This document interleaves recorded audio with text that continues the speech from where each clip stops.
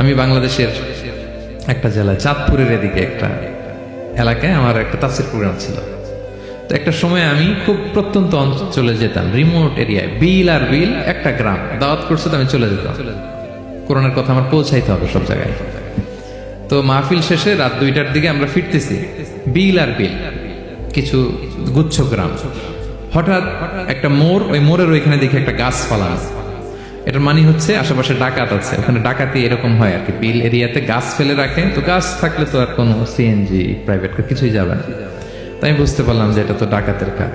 আমি সূরা ইয়াসিন তেলাওয়াত শুরু করে দিলাম। বিপদে বললে সূরা ইয়াসিনের প্রথম 9 আয়াত, কয় আয়াত? এই 9 আয়াত পড়বেন। পড়তে আরম্ভ করলাম, ড্রাইভারকে বললাম একটু করে পেছাও। তো টর্চ মারতেছে বিল থেকে, মানে ওরা তো ওখানে উৎপেতে আছে। আমি পড়তেছি, কিছুক্ষণ পরে ডাকাত নিজে এসে গাছ সরাই দিয়ে বলতেছে যান। মানে ও কি করবে ও নিজেও বুঝতেছে না, ও যে কি করবে, ও কি করতে হবে ওটা মানে বুদ্ধিজ্ঞান সে হারাই ফেলেছে। সে শুধু গাছটা সরালো, বলতেছে যান যান, এই চলে গেলাম আমি।